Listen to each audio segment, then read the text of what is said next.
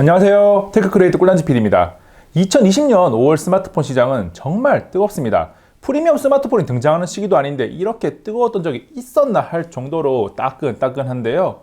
뉴아이폰 SE, 갤럭시 A31, 갤럭시 A51 5G, LG 벨벳, 홍미노트 9S, LG Q61 등이 모두 5월에 출시됩니다. 이 중에서 홍미노트 9S는 이미 직구를 통해서 사용하고 계신 분들도 제법 있는데 국내 출시되었을 때 사도 될지 살펴보겠습니다.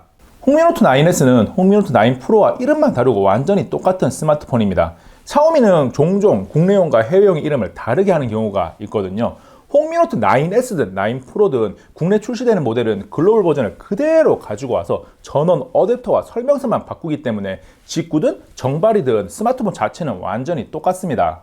박스에서 구성품을 모두 꺼내보니 기본 젤리 케이스, 전원 어댑터, 케이블, 설명서와 유심 트레이 핀이 들어있습니다. 기본 젤리 케이스의 상태가 만족스러워요. 측면 버튼을 보호해주고 디스플레이 충격을 보호할 수 있게 가장자리가 약간 튀어나와 있습니다. 어댑터는 18W 고속 충전이 가능한 녀석이 들어있습니다. 홍미노트 9S를 박스에서 꺼내서 실물을 처음 봤을 때 참 못생겼다라는 생각을 했습니다. 아이폰 11 프로의 3구 인덕션, 갤럭시 S20 울트라의 대형 인덕션을 경험하면서 더 이상 기형적인 디자인은 없겠지라고 생각하고 있었는데 3종의 스마트폰을 함께 놓고 보면 정말 박빙입니다. 여기서 한 발 더 나아가서 홍미노트 9S의 블루 색상을 보고 있으니까 촌스럽기까지 합니다. 유광도 LG G8 신규처럼 세련되게 색깔이 잘 나올 수 있거든요.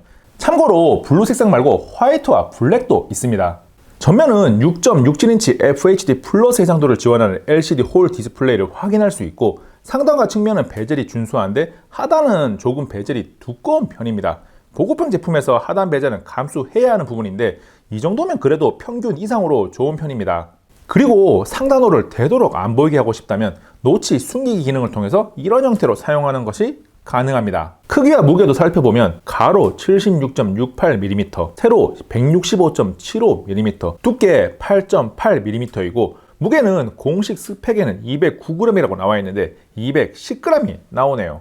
한 손에 들어보면 약간의 묵직함을 느낄 수 있고 그립감이 썩 좋지는 않습니다. 가로 길이가 약간 있어서 그런지 편안하다는 느낌이 들지는 않습니다. 저는 홍미노트 9S 6GB 램 128GB 저장 공간 모델을 배송비와 간부가세 모두 포함해서 265,890원을 주고 샀는데 4GB 램에 64GB 저장 공간 모델도 있어서 25만 아래로 구매하는 것도 가능합니다. 20만원대 스마트폰이라고 하면 낮은 하드웨어 스펙과 그다지 좋지 않은 성능을 먼저 떠올리게 되는데 홍미노트 9S는 퍼포먼스 면에서 20만원대라는 사실이 믿기지 않을 정도로 훌륭합니다. 홍미노트 9S는 퀄컴 스냅드래곤 720G AP를 탑재했는데 벤치마크 3종의 점수를 확인해보면 안투투 27만 점대, 긱벤치 싱글코어 564점, 멀티코어 1747점, 3D마크 오픈GL 2536점, 볼칸 2346점입니다. 보급형 스마트폰이라는 것을 감안하면 상당히 높은 점수인데요. 3D마크 점수가 비슷한 스마트폰을 찾아보면 엑시노스 8895가 탑재된 갤럭시 S8이나 스냅드래곤 820을 탑재한 갤럭시 노트 7 정도가 있습니다. 점수만 보면 성능이 가늠이 안 될 수 있는데 고사양을 요구하는 배틀그라운드 모바일을 켜볼게요. 언제나 그렇듯 로딩 시간을 그대로 보여드립니다.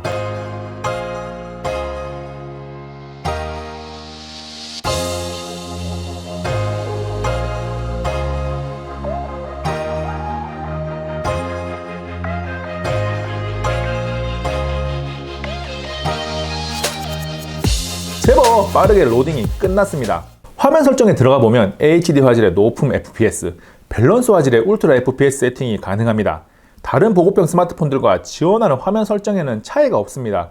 그런데 직접 게임을 해보면 분명히 부드러움이 다릅니다. 프리미엄 스마트폰에서 배그를 할 때처럼 매우 쾌적한 상태는 아니지만 버벅거림이나 반응 속도가 느려서 답답한 경우는 없습니다. 제가 게임을 좋아해서 정말 많이 해봤는데 게이밍을 위한 서브 스마트폰을 찾고 있는 소비자라면 이 녀석을 추천할 만합니다. 성능 이야기를 디스플레이 터치로 이어가면 과거의 샤오미 스마트폰은 터치가 씹히거나 터치를 했을 때 정확도가 떨어진다는 불만이 조금 있었거든요. 특히 2018년에 스냅드래곤 845를 탑재하고도 30만원대 나와서 사람들 놀라게 했던 포코폰은 터치에 대한 불만이 정말 많았거든요. 그런데 이번에 나온 홍미노트 9S는 터치 성능이 충분히 좋다고 판단됩니다. 혹시나 저만 뽑기 운이 좋은 걸까라는 생각으로 관련 커뮤니티에서 홍미노트 9S의 사용 후기를 많이 읽어봤는데 대체적으로 터치에 대한 평가는 좋더라고요. 터치 성능에 문제가 있으면 키보드를 사용하거나 게임을 할 때 정말 불편하거든요. 이제는 그런 문제가 사라진 것 같아서 다행입니다. 스마트폰 성능에 영향을 미친 요소는 램과 저장 공간도 있습니다.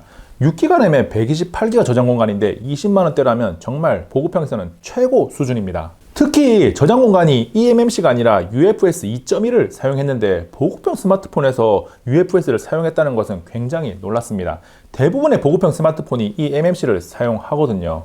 PC든 스마트폰이든 저장 공간의 종류에 따라서 체감되는 성능 차이가 클 수가 있는데 홍미노트 9S의 퍼포먼스가 보급형 치고는 만족스럽게 느껴지는 것은 단순하게 AP 때문만은 아니라는 거죠. 쉽게 비교해서 PC에서 하드를 SSD로 바꿨을 때 느끼는 정도의 차이라고 해야 할까요? 보급형 스마트폰은 카메라 개수가 많다고 해도 사실 큰 기대를 하지 않습니다. 가격을 낮추기 위해서 성능이 좋지 않은 부품을 꾸역꾸역 집어넣거든요. 홍미노트 9S도 비슷한 상황인데 그래도 메인 카메라에 들어간 4.800만화소 이미 센서는 나름 최신인 삼성 아이소셀 브라이트 GM2입니다. 메인 카메라로 촬영한 사진을 쭉 보면 색감의 표현은 눈에 보이는 수준으로 준수합니다.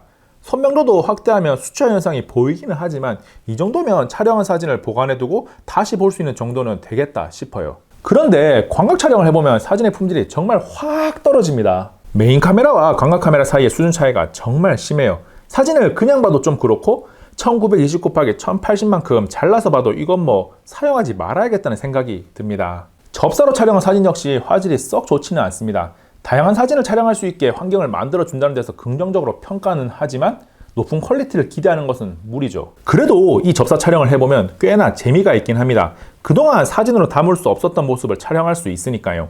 보통 접사하면 꽃을 가장 많이 담는데 스마트폰 화면도 접사 촬영을 해봤습니다. 디스플레이에 픽셀까지 보이더라고요. 그리고 접사 사진뿐만 아니라 접사 영상도 촬영할 수 있습니다. 그 밖에 인물 모드로 촬영을 하면 아웃포커스 효과를 위해 심도형 렌즈가 함께 사용되는데 결과물이 나쁘지 않습니다. 제법 쓸만하죠. 야간 모드도 있는데 저조도에서 촬영을 해보면 없는 것보다는 좋을 것 같긴 한데 딱히 사용하고 싶은 생각은 들지 않습니다. 구색을 갖추기 위해서 넣어둔 것 같습니다. 카메라에서 마지막으로 설정에 들어가 보면 후면 카메라로 4K 영상 촬영이 가능하다는 것을 확인할 수 있습니다. 20만원대 제품임에도 있을 건 다 있어요.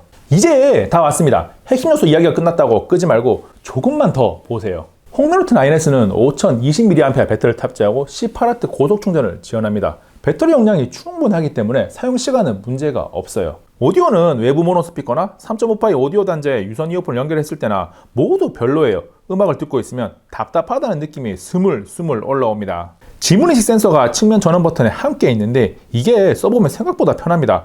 오른손에 엄지손가락, 왼손에 검지손가락이 자연스럽게 닿는 위치라서 편안하게 사용할 수 있습니다.